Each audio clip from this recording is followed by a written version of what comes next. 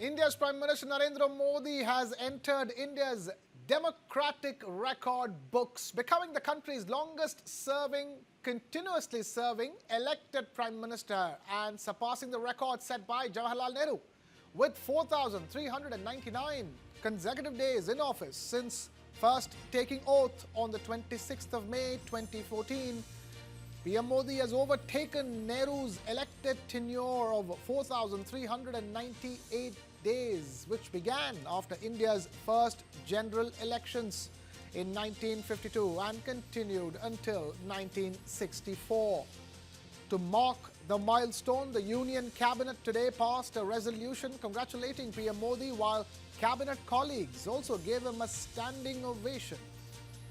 The achievement is also set to be celebrated at a key meeting of the National Democratic Alliance in New Delhi.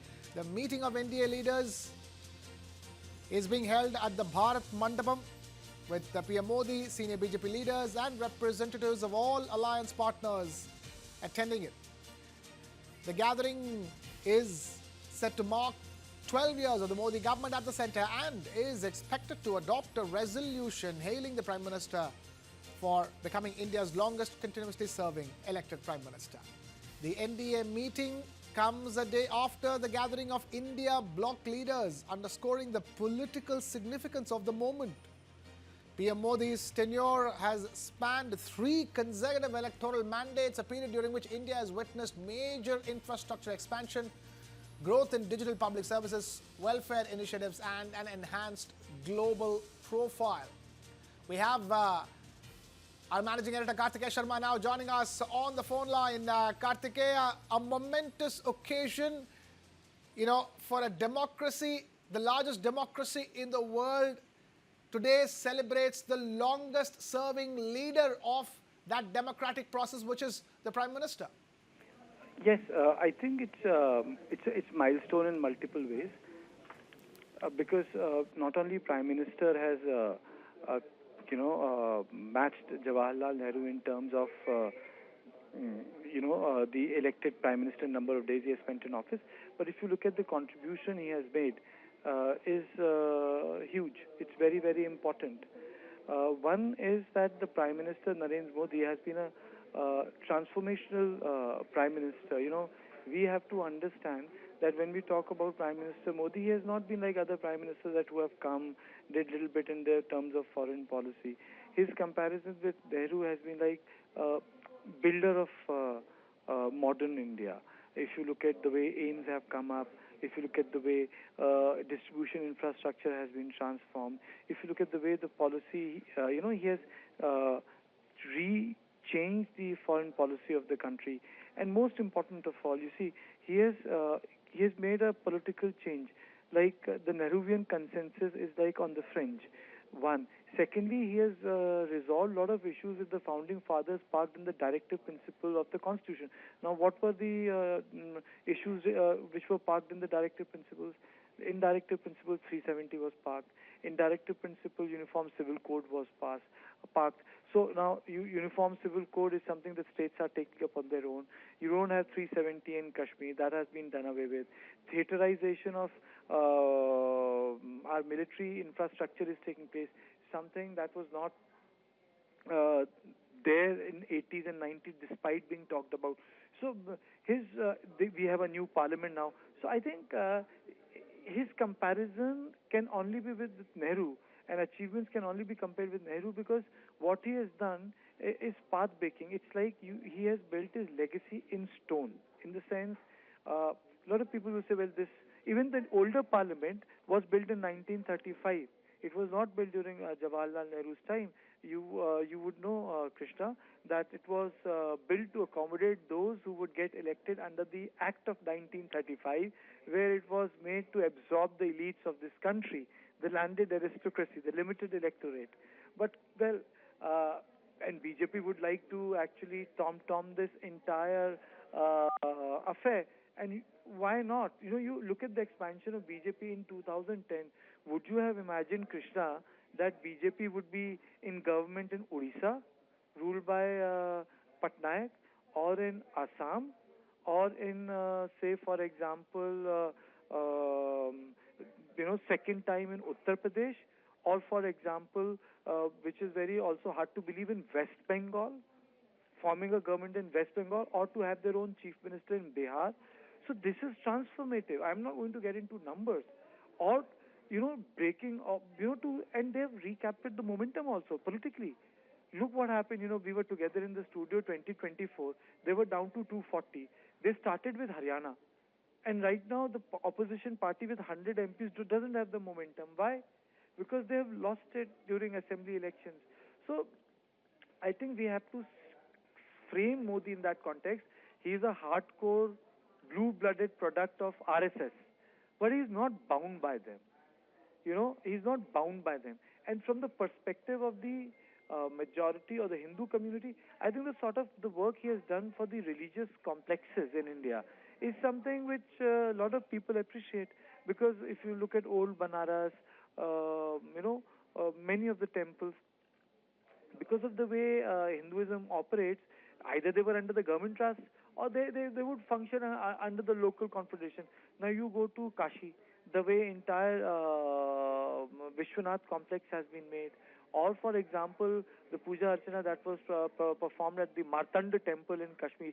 So I mean to say, this government has changed the basic kernel. Nehru laid the foundation of a secular India. Modi says this is civilization, a young state but an old nation. So it's a philosophical shift. How should I put it? When I was discussing it with Professor Ashwani Kumar, and former press advisor to the president of the president of India, Madam Murmu, he agreed. It is we are in a second republic, Krishna. This is a second republic. This is a second republic, Kartikeya, but what you're also telling us also means that, a huge brand new foundation seems to have been set over the course of the last 12 years as far as India's own political future is concerned, India's own political evolution is concerned, because when we mark this momentous occasion, it's not about what's happened so far. It's been 12 years. It is the longest running, continuously running prime ministership in the country has ever seen. It's one for the record books. But these 12 years have also set something up for the next 2 decades at least. I mean to say, when I say the political shift, we also need to understand that under Prime Minister Modi, that shift has taken place at a societal level. And in that societal level, the political party seems to be becoming slightly irrelevant. And what he has done is, he has replaced Congress as the dominant party of India. You see, all said and done, till 2014, Congress was the dominant party of India. 2009, after losing election, L.K. Advani, what did he say? A lot of people made fun of him. He said, with BJP, Congress used to be the dominant party. We have become a two-party system in this country, and that is our contribution. Now you don't have Congress and other political parties. Narendra Modi has changed that. What he has done is, he has taken back the country to actually the 1952 position. You have one dominant party in other political parties, national parties also, in terms of numbers, but in terms of dominance, they're irrelevant. I'll give you an example. In 1971 or 69, I'll give you the example of 69, when Indira Gandhi became Prime Minister with the help of left party. She had some 268 seats, and with left 300 seats. Swatantra Party had 67 seats, Jan Sangh had 24 seats, other left had some 30 seats. So there were 35 seats. So there were other political parties. But in terms of expanse, they were like nothing in front of Congress. Now, most of the political parties are nothing in front of BJP. That is what has happened. The pendulum has shifted. That is why I say it's counter-revolution. I'm not saying it's a Jacobean revolution, pun unintended. That's the second revolution, the French Revolution. But, the guillotine has functioned in a way that the BJP has replaced the Congress as the most dominant political outfit in the country, with the different moorings not made by Nehru, moorings remade by RSS, which is in terms of civilization, in terms of how they see center and state relationships are. I think they have entirely changed the grammar. That's how I would like to sum up, Krishna. Fair enough. We'll leave it at that. Kartikeya, thank you so much for joining us with that perspective. Let's now listen to all the political reactions coming in. आज के दिन, when the Honorable Prime Minister has surpassed the record of the longest serving elected Prime Minister, 4,399 days. The country has witnessed remarkable transformation. Today, the Cabinet passed a resolution expressing appreciation, gratitude on behalf of the Cabinet. But I think what stands out in all this, and the Prime Minister's response to that we are very fortunate, at least somebody like me who's been a member of his team now for 9 of those 12 years, we are very fortunate to be part of this transformation. The India of 2014 was qualitatively different from the India of today. But there is another dimension to it. Today, the Prime Minister, by virtue of the policies that he has followed, is looking towards responding to the aspirations of the common man. Bharat के इतिहास में, राजनीतिक इतिहास में एक विशेष दिन है। आदरणीय प्रधानमंत्री श्री नरेंद्र मोदी जी ने भारत का सबसे लंबा समय तक प्रधानमंत्री पद पर बने रहने का रिकॉर्ड पूरा किया। 4,399 दिनों का ये रिकॉर्ड उन्होंने पूरा किया। आज हम इसलिए माँ के पास आए हैं, माँ काली के पास आए हैं। हम माँ से प्रार्थना कर रहे हैं कि आदरणीय प्रधानमंत्री जी आगे भी स्वस्थ रहे, दीर्घायु रहे और भारत को ऐसे ही लीड करे और भारत को विकसित भारत बनाने की राह पर लेके चले। भारत के लोकतांत्रिक इतिहास में यह असाधारण और ऐतिहासिक उपलब्धि के लिए सबसे पहले मैं आदरणीय प्रधानमंत्री श्री नरेंद्र मोदी जी को आपके माध्यम से बधाई देना चाहूंगा। सिर्फ यही नहीं, बल्कि एक मुख्यमंत्री के तौर पर और अत्यंत सफल मुख्यमंत्री के तौर पर भी 13 वर्षों तक उन्होंने काम किया। कुल 25 वर्षों तक अपनी एक असाधारण दुनियावी छवि बना लेने का गौरव उन्हें हासिल है। पर यह क्यों हो रहा? उसके पीछे शायद भारत के और लोकतांत्रिक भारत के आजादी के बाद शायद वो पहले राजनेता है जो इतने बड़े स्वप्नदर्शी और साथ ही उसको इंप्लीमेंट करने वाले, महज सपना नहीं, उस सपना को साकार करके यथार्थ प्रैक्टिकली धरती पर उतारने वाले वह अकेले राजनेता। मैं कहूंगा कि मोदी जी ने जो अपने 4,399 दिन में देश को कैसे बदला। ये देश में एक समय था जब ज्ञाति, जाति, वर्ग, समुदाय के आधार पर राजनीति होती थी, लेकिन ये मोदी एरा ने परिप्रेक्ष्य बदल दिया। आज वर्तमान में डेवलपमेंट की राजनीति होती है। कोई भी पॉलिटिकल पार्टी हो, कोई भी स्टेट हो, वोट मांगने का तरीका बदलने वाला कोई नेता हो तो उसका नाम नरेंद्र मोदी है। मोदी जी ने कॉम्प्रिहेंसिव डेवलपमेंट को आधार बनाते हुए सबका साथ, सबका विकास, सबका प्रयास और सबका विश्वास मॉडल को लेकर राजनीति करी।